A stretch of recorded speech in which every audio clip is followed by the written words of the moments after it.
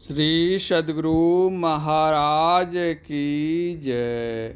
पूज्यपाद महर्षि संत सेवी परमहंस जी महाराज का ऑडियो प्रवचन। जो गुण दो गुड़ खायो,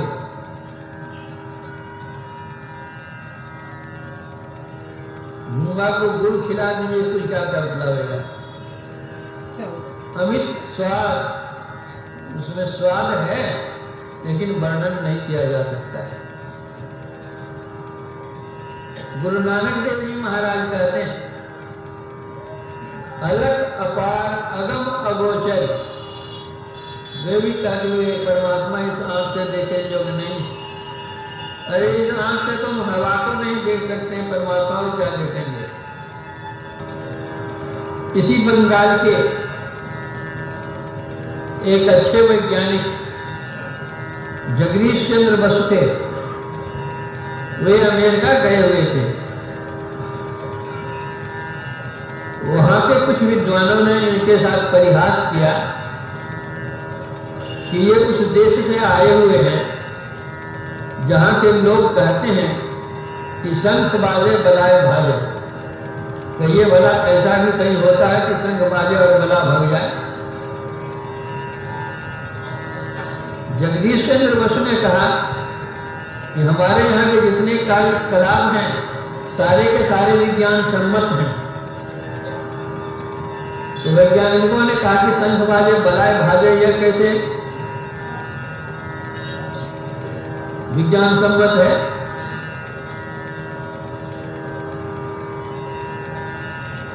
तो जगदीश चंद्र बसु ने कहा कि आप एक शंख लाइए और आप जितने वैज्ञानिक हैं सब अनुवीक्षण यंत्र लेकर के आइए, मैं सिद्ध कर देता हूं कि शंख बाजे बलाए भागे है कि नहीं।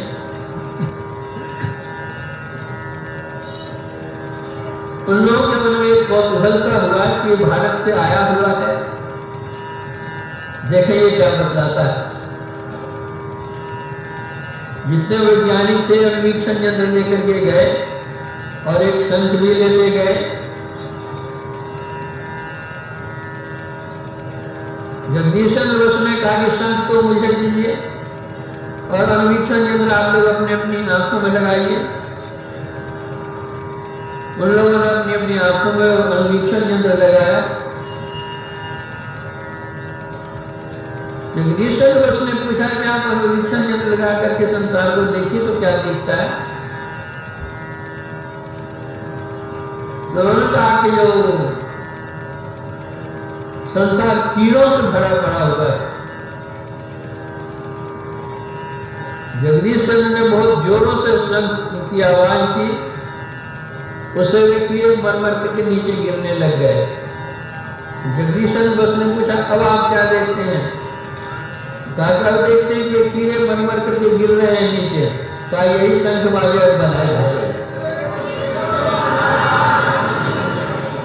यही कीड़े भीतर जाकर के रोग पैदा करके अक्सर हो जाने से वे कीड़े मर गए, शंख बाजे बलाए भागे हो गया।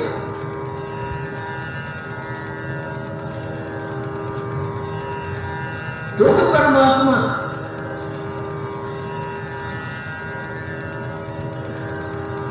अगम अपार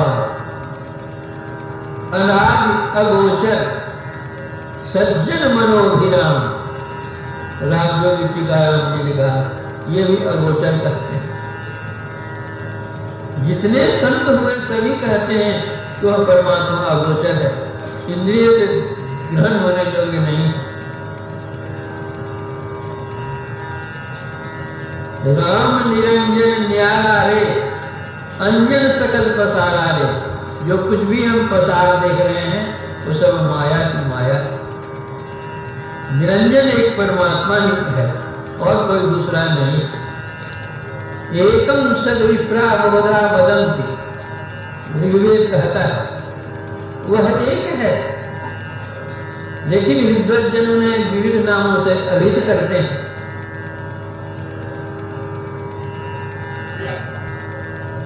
ईसाई स्वर्गस्थ पिता या गौर कहते हैं, मुसलमान उसको अल्लाह कहते हैं, खुदा कहते हैं। यहूदी यहोवा कहते हैं, पारसी अबुल मजद कहते हैं, चीनी किटी कहते हैं, वैदिक धर्मावलंबी ब्रह्म कहते हैं, लेकिन वह एक ही एक है, अनेक नहीं है। आप कहिए, पानी कहिए, वाटर कहिए, विविध भाषा के कारण, भाषांतर के कारण शब्दांतर होता है, लेकिन तत्वांतर नहीं होता है। उसी तरह विविध भाषा में परमात्मा को लोग विविध रूपों में कहते हैं, विविध नाम से पुकारते हैं। भगवान सभी भाषा को जानते हैं और उनकी आवाज जरूर सुनते हैं।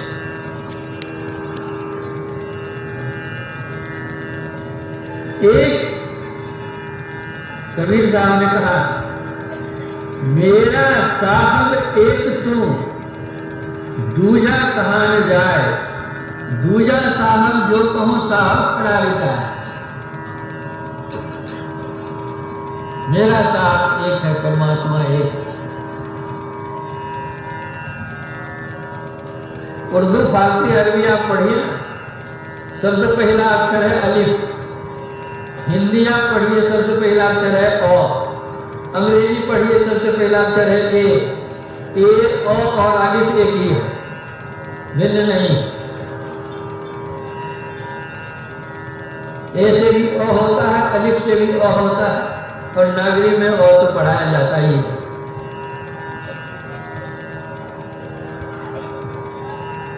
इसलिए वह ईश्वर एक है, 2 4 5 नहीं है। गुरु नानक देव जी महाराज कहते हैं, एको एक सो अपर परम परु परम अदाने पाएगा, वह एक ही एक है। संत दादू दयाल जी महाराज कहते हैं, दादू एक रंगे रंग लगा तामे रहा समाई, वह एक ही एक।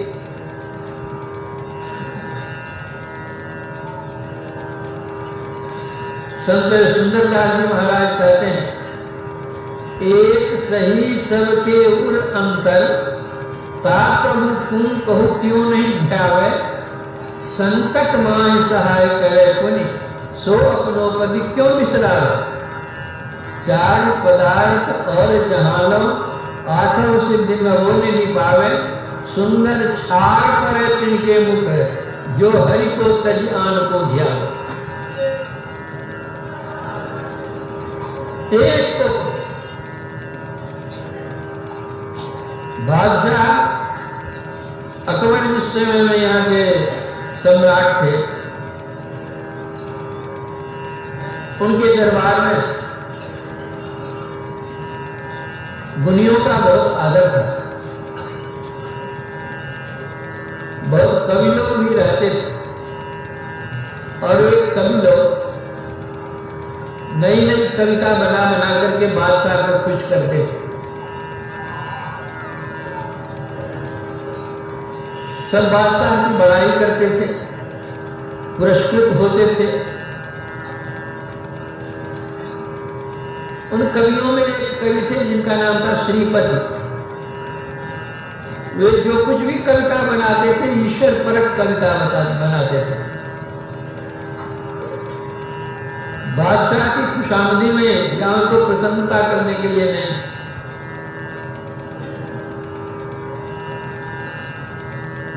तो सब कवियों के मन में विचार आया कि श्रीपति कवि जो है वह कभी बादशाह का नाम लेता तक नहीं है अपनी कविता में, तो इसको बादशाह की नजर से नीचे गिराना चाहिए।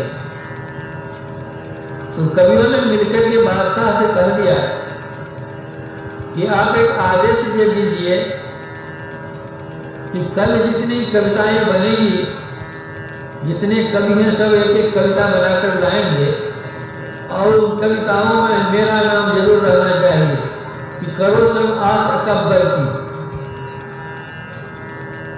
अब उनके मन में हुआ कि यह पंक्ति अगर श्रीपति देते हैं कि करो सब आस अकबर की, तो अकबर की महिमा गाई गई। अगर नहीं यह पंक्ति रहती है तो बादशाह की नजर से वे गिरेंगे।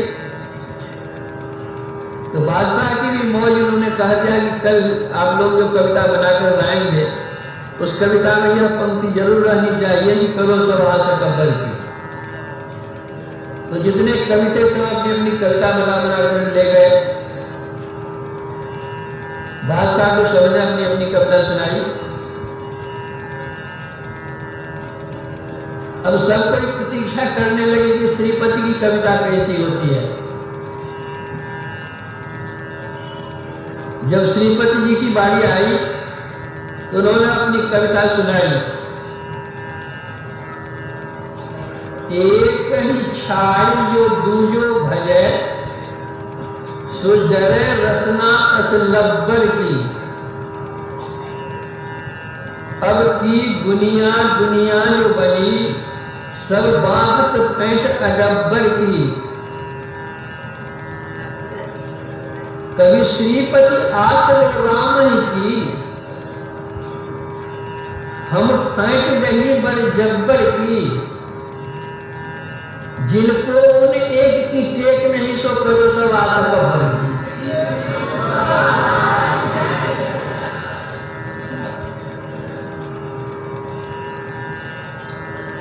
वह पंक्ति भी रह गई, करो सब आशा कब्बर की।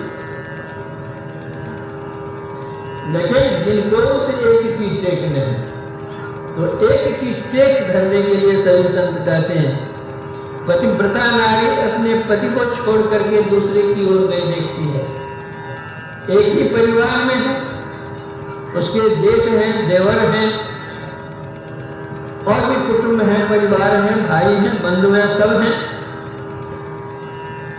सबकी सेवा वो करती है, अनादर किसी की करती नहीं है। लेकिन एकांतिक सूत्र जो उसका पति के साथ लगा रहता है, वैसा दूसरा के साथ सूत्र नहीं रहता है। उसी तरह जितने जो कोई है सब पूज्य हैं, सब मान्य हैं, लेकिन वह परम गुरु परमात्मा जो वह सर्वोपरि है, उससे बढ़कर के और कोई नहीं है।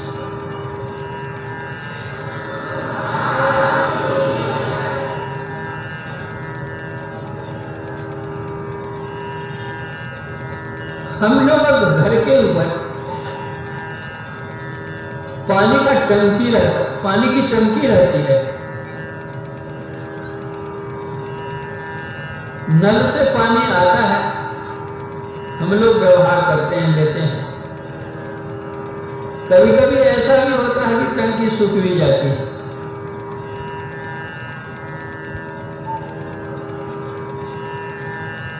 उस टंकी का संबंध है बोरिंग से। बोरिंग से पानी आता है टंकी में, और टंकी से पानी आता है हमारे घर। लेकिन जिसने डायरेक्ट संबंध बोरिंग से कर लिया है, उसको कभी पानी का अभाव होगा। उसी तरह जितने देवी देव समस्त हैं, ये सब के सब एक एक टंकी है, एक एक शक्ति उनमें दी गई है। वह टंकी कभी सूख भी सकती है, लेकिन परमात्मा बोरिंग है, उससे संबंध जोड़िए तो कभी पानी सूखने को नहीं है।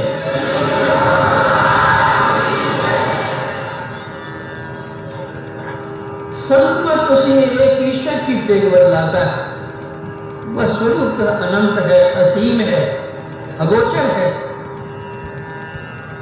हम लोगों का शरीर 5 तत्वों से बना हुआ है।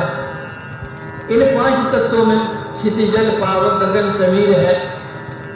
मिट्टी है, यह तो प्रत्यक्ष देखते हैं, जल को प्रत्यक्ष देखते हैं, अग्नि का भी ज्ञान करते हैं शरीर को छू करके। लेकिन हवा जो हम लेते हैं सांस से और छोड़ते हैं, हवा को देखते हैं,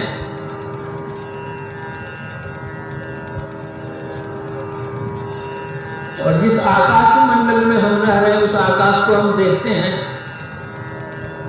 जो 5 तत्वों से यह शरीर बना हुआ है, उसमें 3 तत्वों का ज्ञान हमको है। जल थल अग्नि का ज्ञान हमको है, लेकिन वायु का तो दर्शन नहीं होता, कभी देखा ही नहीं है। अब वायु के आधार पर ही हम जी रहे हैं। एक सेकंड के लिए हवा नहीं मिले तो मर जाएंगे। जो हम हवा को नहीं देख सकते हैं, हवा के परे जो आकाश है उसको हम कैसे देखेंगे, और आकाश को ही हम नहीं देख सकते हैं तो उसके परे जो प्रभु है उसको हम कैसे देखेंगे। और यह रचना क्रमिक है। जो जितना पहले है वो उतना अधिक सूक्ष्म है, और जो सबसे पीछे है वो सबसे स्थूल है। 5 तत्वों में सबसे पहले आकाश है, उसके बाद वायु है, उसके बाद अग्नि है, उसके बाद जल है, उसके बाद ये थल। जो अपने से पहले होता है वो पीछे में व्यापक होता है, व्यापक रहकर अपना मंडल ऊपर रखता है। आप एक गिलास में मिट्टी और पानी घोल करके रख दीजिए कांच के गिलास में, आप देखेंगे थोड़ी देर के बाद में कि मिट्टी का अंश पानी के नीचे जम गया है, उसके ऊपर पानी, उस मिट्टी में भी पानी है और मिट्टी के ऊपर भी पानी है। क्योंकि जल पहले का है इसलिए मिट्टी में वो व्यापक। तो अब समझिए कि वह परमात्मा कैसा है। भूमि पर आप हु के परे पावक है, पावक के परे पुनि वायु हु बहत है, वायु के परे व्योम, व्योम हु के परे इंद्रिय दस, इंद्रिय के परे अंतःकरण रहत है, अंतःकरण पर मूल माया, माया पर ब्रह्म, तायते परात्पर सुंदर का। वह कितना सूक्ष्म होगा। हम सांस लेते हैं, लाखों कीड़े पेट में जाते हैं, सांस छोड़ते हैं, लाखों कीड़े मरते हैं। उन कीड़ों को हम देखते नहीं हैं, तो उन कीड़े में जो व्यापक में परमात्मा उसको हम इन आंखों कैसे देखें।